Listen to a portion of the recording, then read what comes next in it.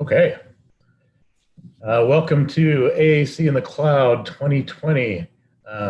We appreciate Melanie, Heather, and Jaime taking time to tell us a little bit about AAC goals.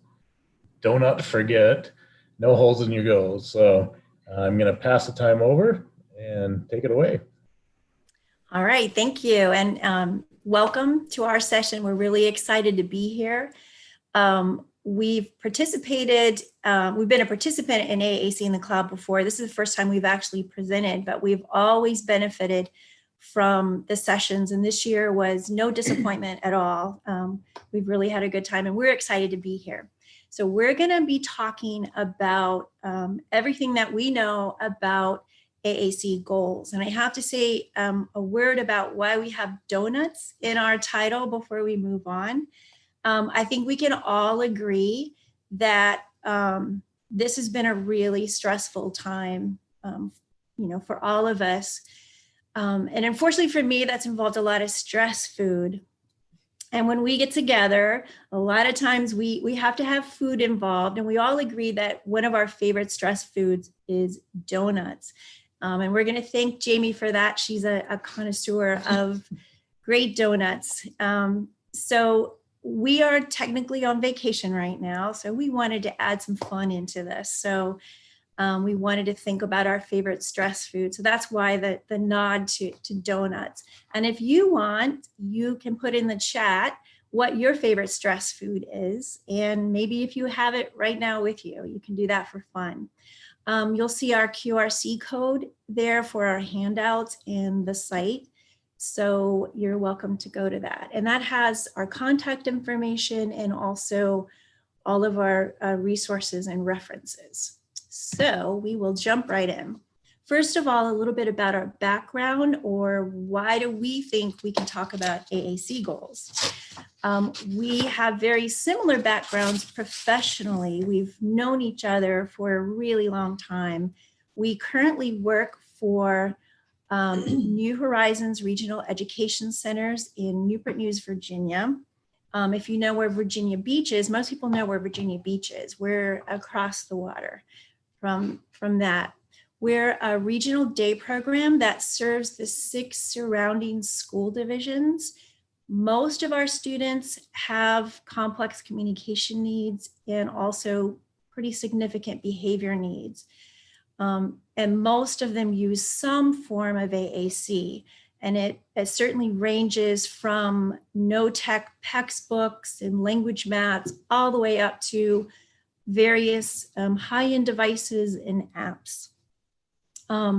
We all have experience in outpatient treatment of AAC users. We all used to work in a pediatric hospital, so we have that end of the experience as well. And we enjoy providing AAC trainings, and we have a lot of fun doing it. So that is why we would like to talk about AAC goals. So our learning objectives are very simply, first of all, that we would review the parts of a good goal.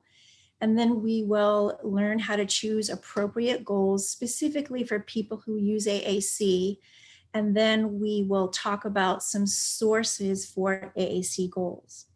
And I am now going to turn it over to my colleague, Heather. We're going to do a little musical chairs, and she's going to come over and talk about the anatomy of a good goal.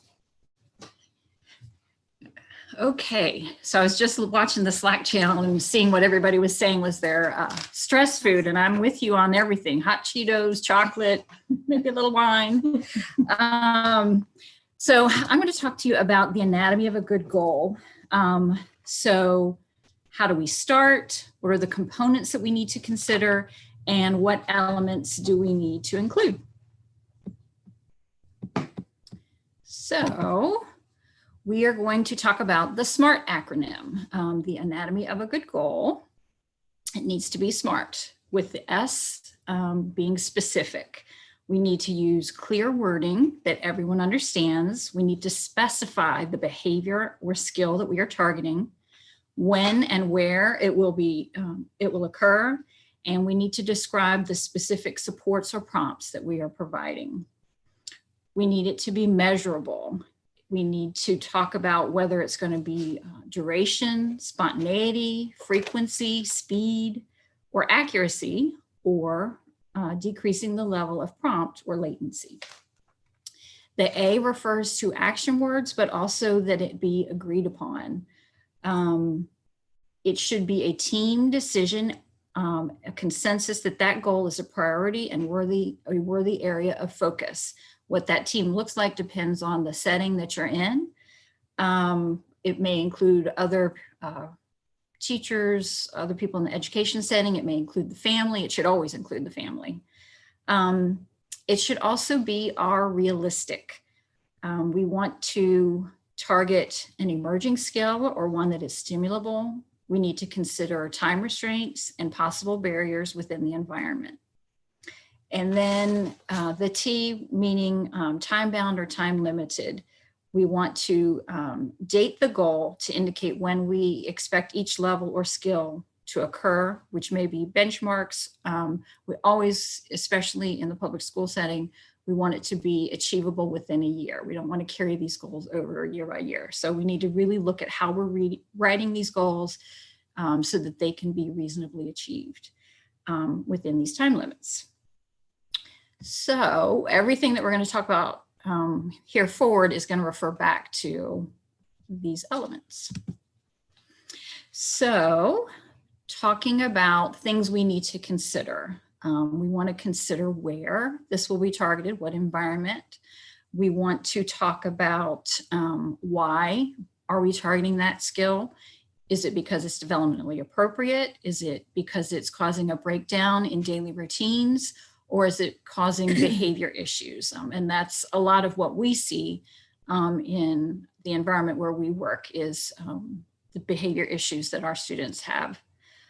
And then what will it look like? Will others understand it? And when we've taken a break, like we're taking for the summer, when we come back in the fall, will we understand the goal that we wrote and what we were looking for when we come back to it? So that leads us to data. Depending on who you are and what environment you're working in, you may love data, you may hate data. And for me, it kind of varies day by day. But we really want to consider when we are creating goals, what is our data going to look like? Is it going to be tallies? Are we going to measure it through observation? We want to think about the measurement of change. Whether that's an increase in frequency of use or a decrease in prompting. We want to think about who is going to be taking this data. Is it just the SLP? Is the teacher or a paraprofessional or even the family going to be involved in that? We want to think about obstacles, whether the student is or is not motivated, whether they have enough opportunities to work on this. We want to think about frequency. Maybe it's daily, how many times a week, so forth, and then the format of that data, data sheets, rubrics, video, and so forth. So the next thing we want to think about and have as a component of our goal is the prompting. This comes from Rachel Langley, and it's one of many different prompting hierarchies. I won't go through each of these, but the main point to take here is that whatever prompt you are expecting to occur needs to be reflected in your goal so that there's no confusion, so that different people working on this goal are not providing different types of prompts. And it should be very clearly described. So questions that you want to ask yourself. We've already talked about what your data sheet needs to look like. Will others understand? Are your time constraints, is it realistic to work on this given what your time constraints will be? Communication partners, which Jaime will talk more about that in just a second. And then especially, does your PLOP, which refers to present level of progress in an IEP, or your evaluation, does it support it? Have you made the case in your PLOP or your evaluation for why you are targeting this area as a goal, which is key. So this is just a summary of what we've gone through. This is the SMART criteria in colorful little circles to talk about the different things that we want to make sure that we are considering when we are creating goals. And now I'm going to pass it on to Jaime. All right. Hello, everyone. So the next part that we're going to go over is just some additional components that we want to consider when we're choosing our AAC goals. So the first thing that it's a hot phrase that we use a lot, but we want to make sure that we're presuming potential with our students that we work with. And if you're not familiar with the concept of presuming potential, it's that belief system that's really going to impact the opportunities that we provide to the students that we work with in the academic setting. When we presume that potential, which is a positive outlook that we give that student, it's going to really impact the opportunities that we give them because they're going to happen more frequently. And we're modeling that to the rest of the team that's working with the student. So we want to make sure that presuming potential is something that we embed in conversations with the whole team that's working with the students in the academic setting. Also, we want to make sure that we keep in mind normal language development. So for our typically developing children, there's a lot of language that they're acquiring prior to the age of 3 years. And most of our students who use AAC as their primary mode of communication don't always necessarily have the same communication opportunities given to them prior to us working with them in the schools. So we want to make sure that we keep that in mind when we're working with them and making sure that we're accommodating any areas that they may not have had opportunities in prior to us seeing them. Also, we want to make sure that we're developing a robust vocabulary set for them. And the way that we're going to do that is we're going to base that on their motivators, their interests, the things that they enjoy doing. So we want to make sure that we talk to those primary communication partners that work with that student, including their family and those communication partners outside of the school, so that we know how to best build that vocabulary set for them. And with that in mind, also, we're going to make sure that we apply different language functions for that student. And we'll get into that a little bit later. Also, we want to strive for the child's highest level of language proficiency. So we don't want to set boundaries. Like Heather said earlier, we definitely want to set goals that are achievable within that school year, but we also want to set goals that set a standard of what we're going to work on after that school year. So once we meet that goal, what's the next expectation as far as like what we're going to work with them? Okay. All right. If you are not familiar with the AAC coach on Facebook, I highly recommend that you follow her. She provides excellent resources for educators and caregivers, and just really anyone involved with the AAC can really benefit from what she provides. I chose this one to tie in to our discussion for goal setting because a lot of times I know that I've fallen in the category of using some of this terminology before, but we want to try as much as possible to avoid using terminology high functioning and low functioning. And there's a lot of information as to why that's problematic for a student. And really some key points to highlight are it doesn't really provide real information as far as the abilities that a student has or areas of deficit that they might have related to communication.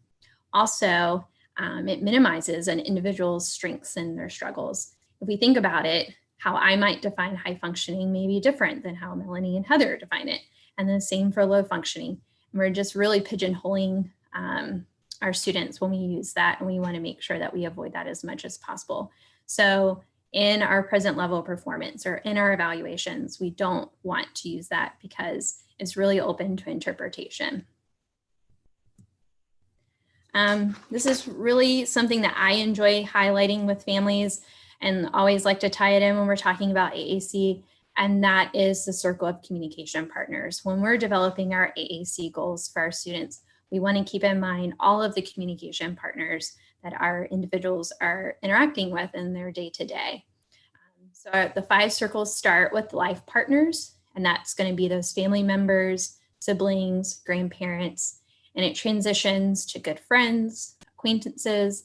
Paid workers would be paid staff, so teachers, paraprofessionals, doctors, respite workers. And then those unfamiliar partners are going to be those that they may interact more infrequently in the community, such as a cashier or someone at the playground. So we want to make sure that our goals are functional for our students so that they can be more easily generalized across all communication partners. Going back to application of language functions, we all know in the world of AAC, requesting is typically our first language function that we target because it's important. We want to talk about what we want, just like with our scene with donuts. I want donuts a lot. So that's an important language function for me, but we want to make sure that we keep in mind other things that we want to communicate or may need to communicate. So this diagram goes through different components, making sure that we're teaching our students how to ask questions, how to interact in different social environments, how to give directions to others instead of always being the one receiving directions, and ways to protest that don't involve a physical behavior. So we want to make sure that as quickly as possible, we're transitioning from requesting to other language functions as well. Also, when we're developing our goals, we want to make sure that we're always keeping in mind how it's going to functionally apply to that student's day-to-day. So first and foremost, we want to keep in mind what their daily routines are. Those daily routines are going to impact what those meaningful language experiences are. So those things that they have to do and those things that they want to do that are embedded throughout their day. And with that, when we're keeping in mind those two pieces, we're going to provide increased opportunities for them to work on those skills that we're targeting. Also, when we're embedding it in daily routines and those meaningful language experiences, language is going to more quickly be generalized across the settings and across different communication partners. Also, it's going to impact their motor memory acquisition with whatever communication modalities they may be using, from no tech to high tech. And then going back to the AAC coach, when we're thinking about those functional routines, there's great resources there for different routines that might be part of an individual's day-to-day. And this is just an example for mealtime, and it gives different comments, ways to request or questions to ask that you can model and elicit with a student that you might be working with. All right, so I'm going to pass it back on to Melanie, and she's going to share some sources for AAC goal ideas. All right, hello again, everybody. Heather gave you really the nuts and bolts of a goal, and then Jaime talked to you about some of the basic principles that you want to think about when you're choosing the skills that you're targeting. So I'm going to talk to you more specifically about some sources for AAC goals. And I'll tell you that we had so much stuff that we wanted to pack into this. We kept going over our time and we kept having to take things out. And this is one area that I feel like I'm skimping in, but we do have the resources at the end. I'm just going to give you a brief overview of some of these. So let's move on. The first thing that I'm going to talk to you about, if you've been in the field of AAC, then you should be very familiar with this. And it's been mentioned several times in sessions yesterday and today. And this is that concept of communicative competence from Janice Light. And I've listed the 4 areas of communicative competence. I know she has a 5th area, those psychosocial areas that are very important. But I've listed these 4 areas as far as skills that you can think about. The first is linguistic, and that is someone's ability to develop the language that they're using. And I want to point out that that is the language of the AAC systems, plural, that they're using. You also want to consider normal language development in that. The second is strategic competence, and we talk about multimodal communication as being one of really important principles in AAC. But how and when do they use different systems of communication? So that's what strategic competence is. Then social competence refers to pragmatics and social rules, their understanding of all of those rules that we know. And then operational competence is their ability to efficiently operate whatever AAC systems, plural, that they're using. And it could be something like the ability to form a sign correctly, the ability to navigate through pages to find the message that they need in their system, or the ability to take a picture and exchange it for something. Those are all skills that are important.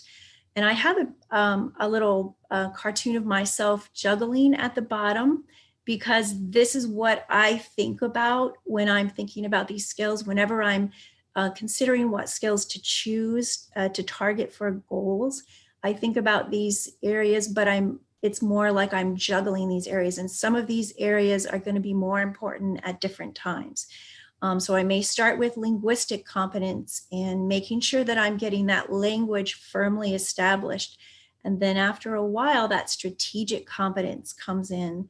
And then, some of the other things too. So all of that leads to the ultimate goal, according to Janice Lake, that we all talk about, which is communicative competence. And very simply, the ability to say what you want to say, when you want to say it, to whomever you want to say it to. So we talk about that all the time. So then I've got some other sources for AAC goal ideas, and I just divided them between vendor sites, and then I just said other. So we're going to go over what those are now.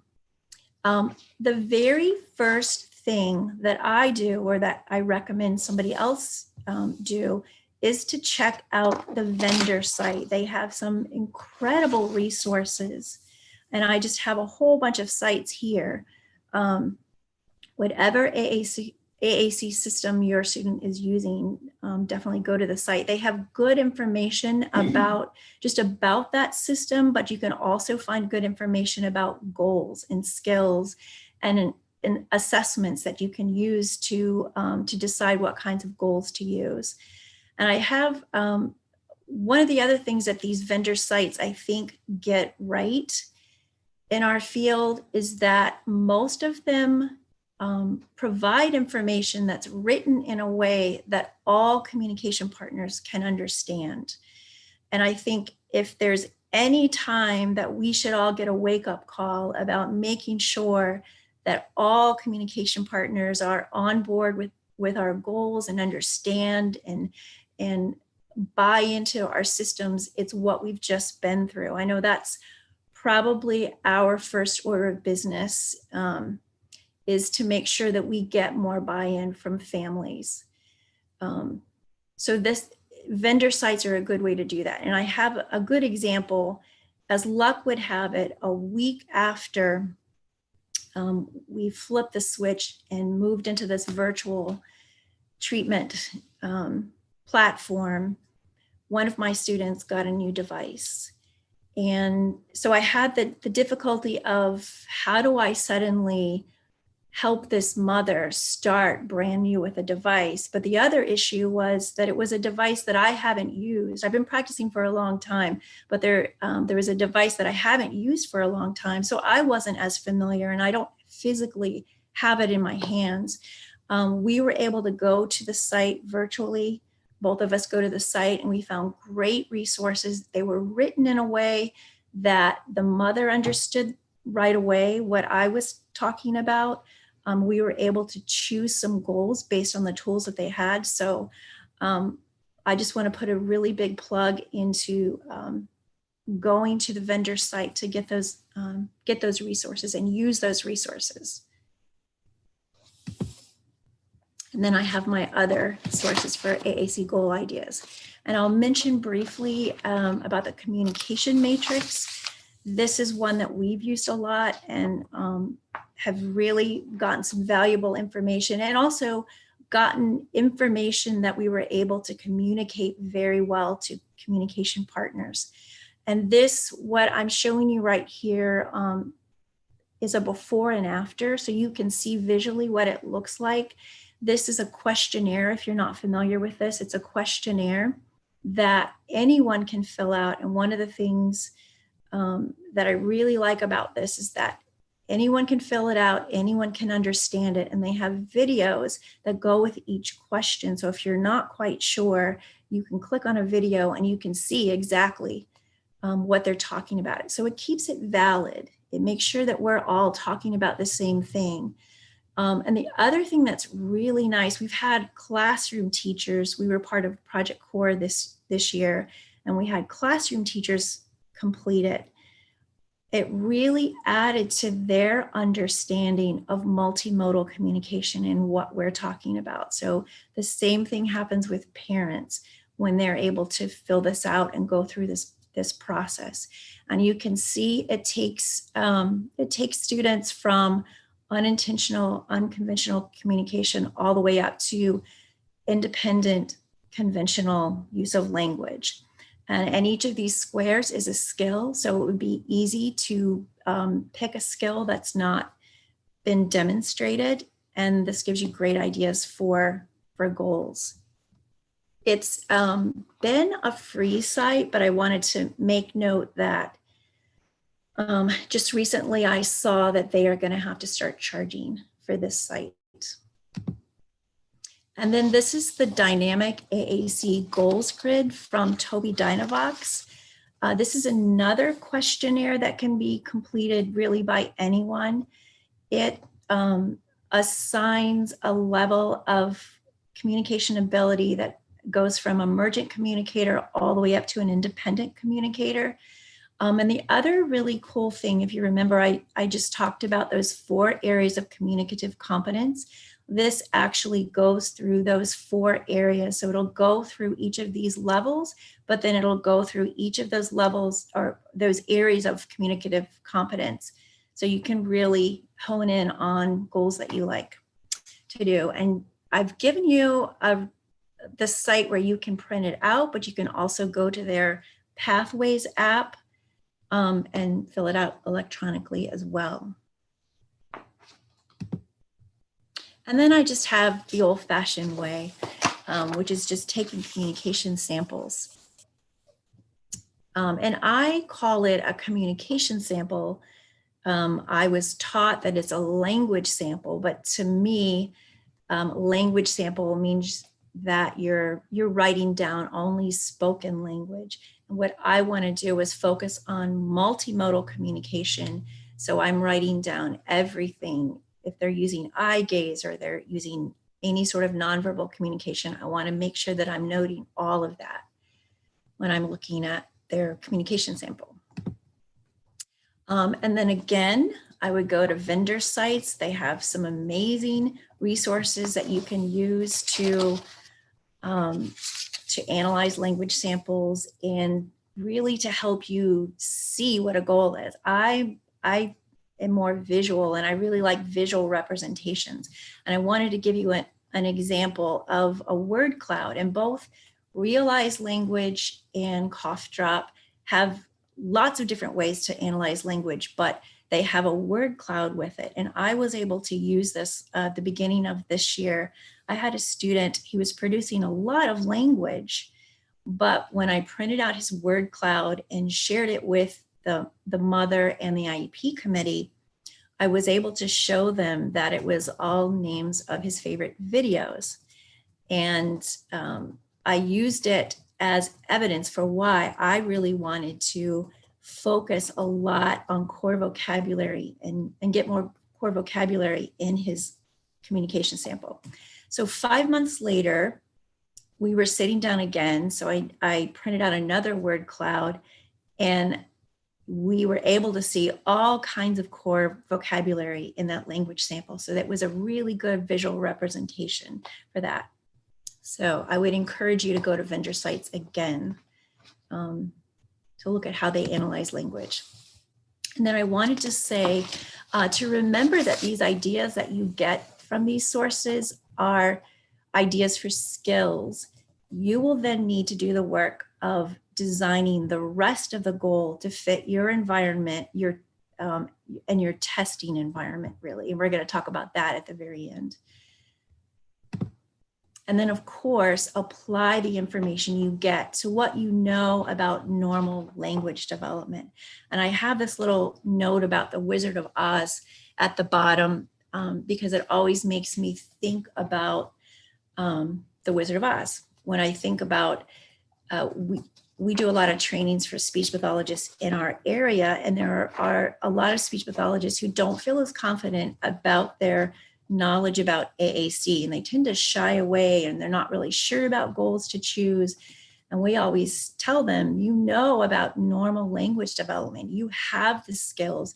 So it makes me think about that scene towards the end of The Wizard of Oz when Dorothy meets Glinda the Good Witch, and she says, I just want to go home. And Glinda the Good Witch says, well, you've had the skills all along. So I always think about that. And I'm going to turn it over to Jaime, who's going to help us practice some goals, some goal writing. All right. So in case you haven't noticed, besides the donut theme, we have the Bitmoji theme going on because apparently that's the hit craze also. I've never looked at so many different options of myself in the Bitmoji app. You're welcome. But yeah, so again, we hope we've kept you entertained. But what we're going to do, just like Melanie said, is we're going to look at some goals and related to what Heather talked about at the beginning about SMART goals. We're going to see if these sample goals meet those criterion, and then just figure out a way of how we can modify them if needed to better suit those criterion for our students. So let's get started. So our first goal is given a field of 4 to 6 icons, preferred and non-preferred, request for a preferred item, activity, or person with 80% accuracy. So here are our SMART goal questions. And let's see how we're looking. Okay, so not so good. So why do we have so many no's? So we're going to go through that real quick. First, really honing in onto that prompting component. We do not know the level of prompting needed that's needed for the student at this time to be able to achieve this goal. So that is not appropriately listed. Also, the word icons is a little fuzzy. So we need to make sure that we clarify that a little bit more. We don't know if that's related to a no-tech system or a high-tech system, you know, how necessarily the student's going to communicate using those icons, you know, whether it's going to be static or whatnot. Also, we don't necessarily know when the student wants to request. So because we've put that % accuracy, that's information that we would need to know. So for this particular goal, it would be better suited to have a frequency count within a set time limit. And that yes is that this is realistic in our setting. So this could be something realistically that we address with a student. So let's see how we could work on it. So there I am in my hard hat. But these are some areas that we could take away. Those areas in green that are highlighted, that's what we would want to make sure that we add in as far as that time period, adding that prompting piece. And then here we have our rewrite. And it reads, by June 2021, blank will make requests for a preferred item, activity, or person, given a field of 4 to 6 pictures, preferred and non-preferred, and given 1 visual prompt of pointing to her communication book 3 times in a 30-minute data collection session for 75% of the weekly data collection sessions in a marking period. Yes, I almost got tongue-tied. But with a goal like this, there's not much room for error as far as understanding what exactly we're wanting to do with the student goal-wise. And that's something important that we want to keep in mind when we may have more than one person taking data. And also it's really hard to be doing this with other people in the room because they're snickering right now. So I'm really sorry. No. Okay. And if you have any questions, because again, the three of us sort of put this together. So obviously there's going to be some different opinions or thoughts on how we rewrite or what we think needs to be added. So feel free to share any thoughts or questions. We're definitely open for discussion. So we're going to move on to our next goal, which reads, request for highly preferred items or activities using core vocabulary and his I want sentence strip, provided no more than one gestural prompt for an average of 4 out of 5 opportunities from all weekly data collection sessions in a marking period. So let's see how we're looking here. All right, about the same.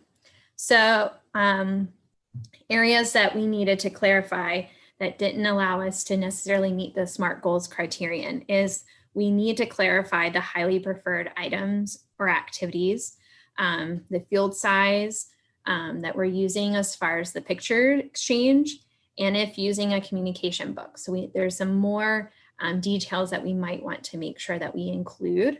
Also,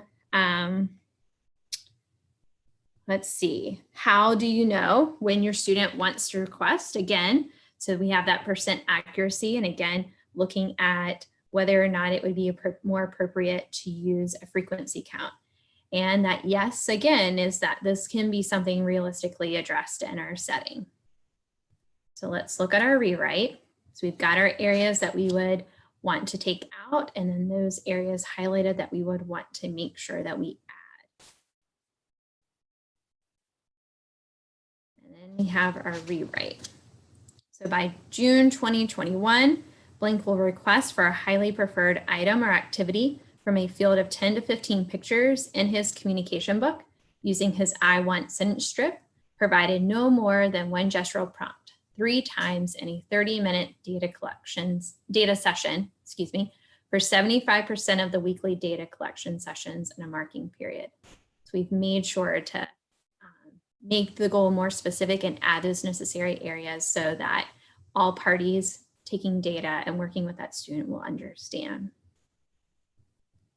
Then we've got one more. Express a repeated line in a book or song at least 3 times in a 30-minute daily activity over 3 consecutive data sessions. So let's see. This time we've got all no's, no yeses this time. Again, going back to that prompting, that is not expressed in this goal as far as what level of prompting is needed. We also don't really know what, there's not much definition for what that repeated line would be. It's definitely open up for interpretation as far as when that data would be collected. I don't know the level of prompting, so I can't verbalize how this would look. As far as, am I modeling? Am I prompting? Is it something that is written down? Is it a book or a song the same book or song, or is it various books or songs? So again, there's a lot of gray area in that regards. And then this time it's not necessarily realistic in our setting because we're not sure how consistent we would be able to provide opportunities to address this goal, as far as also looking at the functional application of it as well. And then there's no timeline included for this goal as well. So let's look at our rewrite. A lot of things that we would want to make sure to add. And then here we go. So we have by June 2021, blank will use her communication modalities, verbal approximations, and dynamic display voice output device to communicate comments and directives to her peers throughout functional routines, provided 1 visual prompt and an expectant pause 3 times in a 30-minute data session for 75% of the weekly data collection sessions in a marking period. So the main thing that I would say is we've looked at, okay, comments and directives are something that an individual could frequently work on and embed in their daily routine. So we've added that functional piece, and then allowed for increased opportunities as far as how frequent that student can be addressing that goal, instead of it being a little bit more constringent as far as a repeated line in a book or song. Okay, so Melanie's going to hop back on and close us out, and then we'll have time for our questions. All right, back again. All right, so we're going to do a summary. I'm going to do a quick summary, and I think we may have had some questions. First of all, Heather reminded us to be smart about our goals. Hopefully we've given you some questions that you can use to check yourself about the details, the nuts and bolts of those goals. Jaime reminded us to let normal language development be our guide in choosing goals, and that's important to think about. I talked about those 4 areas of communicative competence that you juggle to get ideas for goals to target. And we've talked about the fact that there are lots of sources for goal ideas. And several people are asking more specific questions about that. And we would be very happy to give you better directions as far as each of those sites and what you can do. But these are ideas for skills you need to do the designing for the rest of the goal. So we talked about that. And then finally, we wanted to add this, and this actually might answer some of the questions that we've seen about prompting. There are some people who feel very strongly that they put prompting into a goal, and some people who obviously feel strongly that you don't. One of the things that I'm not sure that we mentioned is that we're a communication-based program, and everyone takes data using our goals. It's not just us. And what we have found is that not everyone has the same idea of as far as level of prompting. People may not realize they're prompting as much as they are. And this idea right here, I think, is really important. Your goal defines a testing situation. 90% of what we do should be teaching. And this is a graphic, one of my favorite graphics from Practical AAC that I usually print out, and I have it on the front of my data book or on my clipboard as a reminder to myself that most of what I should be doing is making those quick decisions about level of prompting within a session. And I should be modeling and recasting and explaining and demonstrating and all of those things. That should be most of what I do. And then 10% of what I do is related to that goal and taking data under those conditions. So I think that's an important point that Practical AAC made that I like to remember, and that might help explain the addition of prompting. If we are taking data, we want it to be valid data. So we want to define exactly what those conditions are when we're taking data. If you were the only person taking data, then that would probably be different. You would know you may know what that level of prompting is. So hopefully that helps to answer that question. And great, Scott, look at these awesome AAC donuts. These are the AAC donuts that Jaime got. Shout out to Glazed Donuts in Hampton, Virginia. If you ever come to Hampton, you should check them out. And yes, we have them here, and absolutely, we are going to be eating them. I'm not going to tell you how many we're going to eat when we finish, but we will definitely be eating some donuts when we're done. So did we have any other questions yes?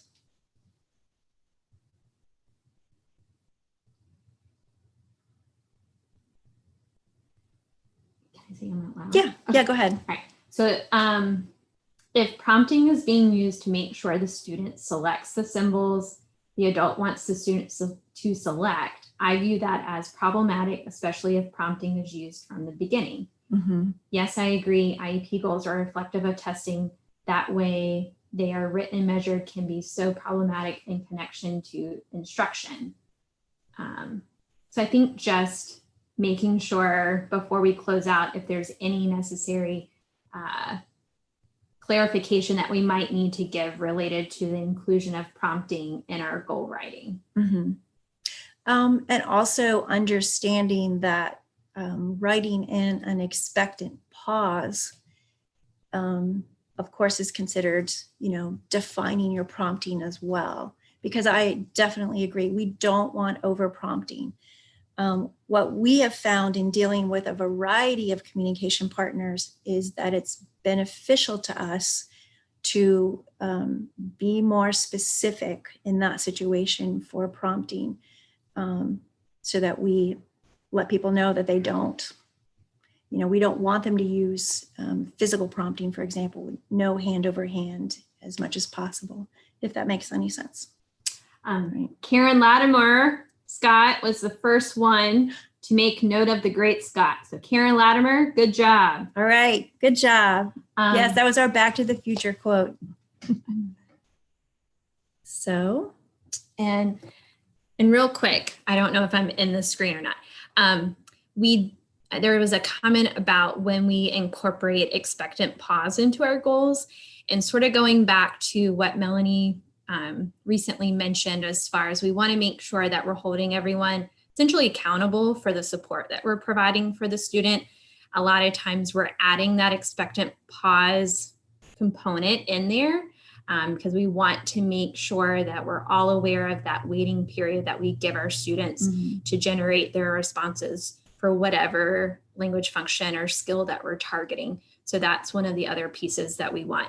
And then when we're looking at that prompting hierarchy, it's at the very top, and it's, again, not necessarily giving any prompt, but again, it's all sort of just holding us accountable and making everyone aware of that piece of the skill that we're looking at, and making sure that we're not bombarding them too quickly.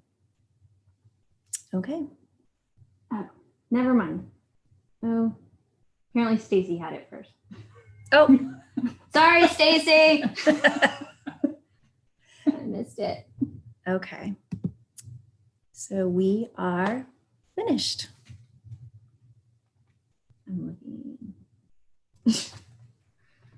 All right. Well, I appreciate you doing that for us. I think I'm not sure if there's some more questions that will come up, but feel free to go back to Slack afterwards. But that was great. Gave us all some great ideas of some goals that how to put them together. So I'm actually going to be sending a lot of my clients to this, or referring them to this. So we appreciate your time and for being part of AAC in the Cloud 2020.